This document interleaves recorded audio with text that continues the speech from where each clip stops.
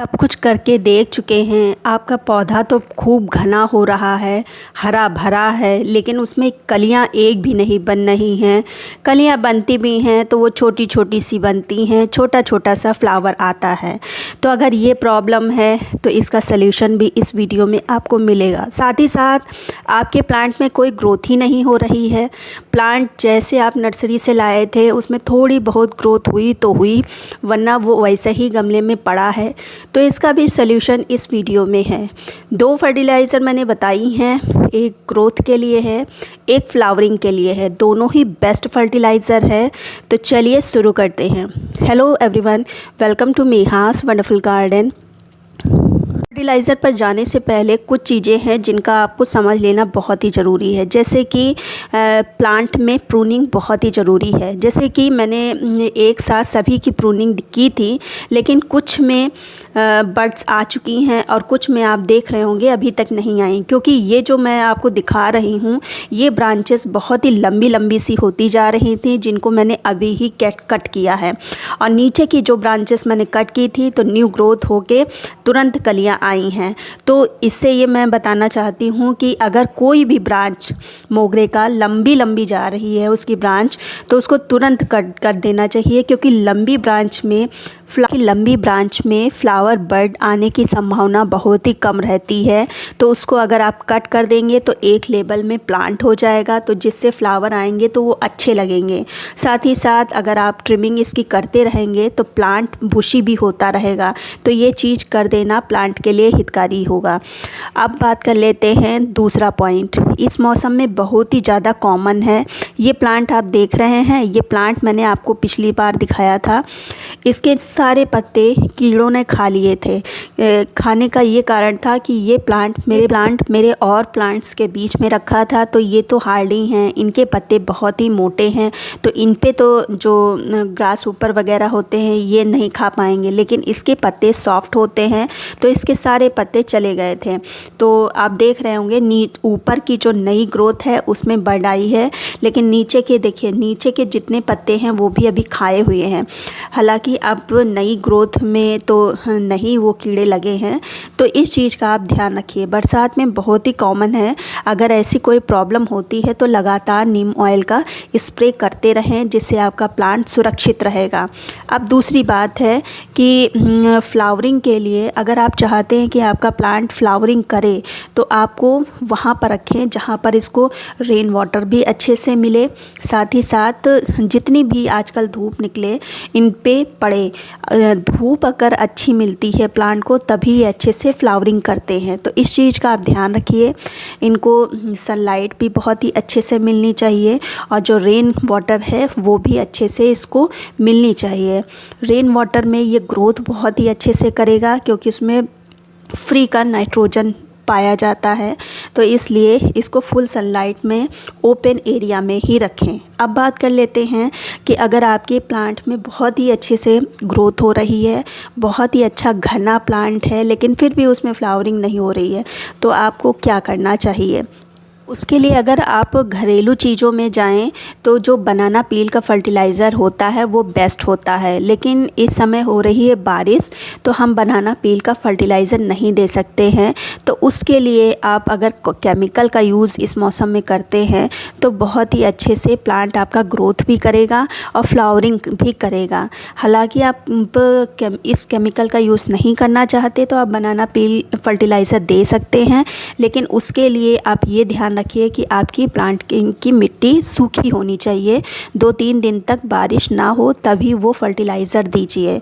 अब मैं केमिकल जो फर्टिलाइज़र बताने जा रही हूँ उसके लिए आपको लेना है आधा लीटर पानी। तो ये देखिए, ये मेरी 1 लीटर की बॉटल है और इसमें मैंने आधा लीटर पानी ले लिया है।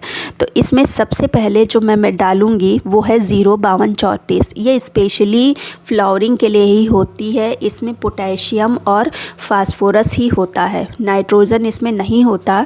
तो अगर आपका प्लांट खूब अच्छे से ग्रोथ कर रहा है तो उसको नाइट्रोजन की ज़रूरत ही नहीं है, उसको ज़रूरत है पोटेशियम और फास्फोरस की।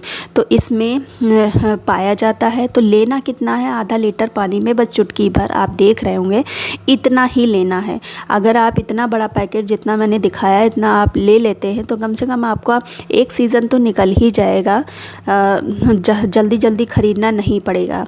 तो मैंने इतना लिया है। फिर जो हम दूसरी चीज़ लेंगे ये है जो एप्सम साल्ट होता है। वो एप्सम साल्ट करता क्या है, ये प्लांट की भूख को बढ़ा देता है।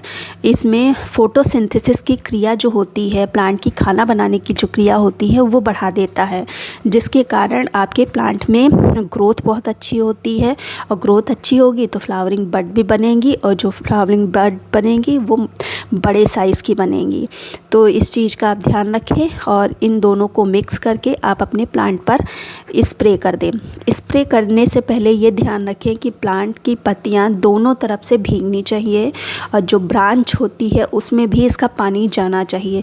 खूब अच्छे से इस नहलाना है प्लांट को, और साथ ही साथ कुछ पानी मिट्टी में भी डाल देना है इस तरह से।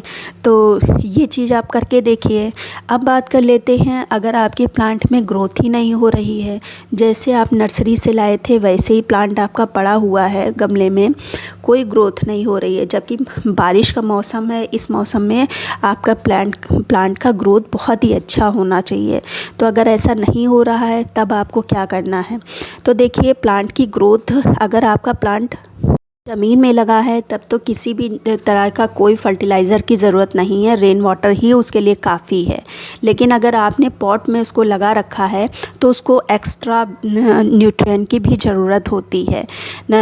सिर्फ रेन वाटर ही उसके लिए पर्याप्त नहीं होगा, आपको ऊपर से भी फर्टिलाइज़र देना पड़ेगा। तो सबसे बेस्ट फर्टिलाइज़र अगर मैं बोलूँ मोगरे के लिए तो वो है सरसों की खली का। मैंने पिछले वीडियो में भी बताया था। तो अगर आपके प्लांट में ग्रोथ नहीं हो रही है तो आप इस लिक्विड का यूज़ कर सकते हैं। उसके लिए मैंने एक मिट्टी का बर्तन लिया है, सबसे बेस्ट बर्तन यही रहता है फर्टिलाइज़र बनाने के लिए। उसमें मैंने सिर्फ इतनी सी सरसों की खली ली है, और सरसों की खली के बहुत सारे गुण हैं। एक तो ये सस्ती है, दूसरा इसमें नाइट्रोजन बहुत ही अच्छी मात्रा में पाया जाता है। तो इस समय लगातार बारिश हो रही है तो मौसम में भी आर्द्रता है, नमी बनी हुई है। तो अगर इस तरह का फर्टिलाइज़र आप देते हैं तो प्लांट को कोई नुकसान भी नहीं होगा। ऑर्गेनिक चीज़ें हैं, घरेलू चीज़ें हैं, आसानी से दी भी जा सकती है। तो इतनी सरसों की खली में हम लगभग 1 गिलास 1.5 गिलास पानी डाल के रात भर के लिए हम भिगो के रख देंगे से, और फिर रात भर के बाद हम कुछ इस तरह की फर्टिलाइज़र बन के तैयार होगी। फिर ज़रा सा मैं इस फर्टिलाइज़र को लूँगी और ऊपर तक पानी भर देना है। थोड़ी सी ही ये फर्टिलाइज़र लगती है, लेकिन ये बहुत ही कमाल की फ़र्टिलाइज़र है, आप इसको यूज़ ज़रूर करें। और सर्दियों में तो ये बहुत ही काम आएगी प्लांट की ग्रोथ को बढ़ाने के लिए। तो इस फर्टिलाइज़र को आप अपने मोगरे के प्लांट में डाल सकते हैं, बहुत ही अच्छी ग्रोथ आपके प्लांट की होगी। ये अगर लिक्विड फर्टिलाइज़र आप डाल रहे हैं तो 7-7 दिन पर डालिए। अगर बारिश हो रही है तो इसको ड्राई फॉर्म में भी डाल सकते हैं। आपने जो केक मेरे हाथ में देखा था उसको पीस कर भी डाल सकते हैं। हर तरह से आप इसका यूज़ कर सकते हैं, बहुत ही अच्छा फर्टिलाइज़र है।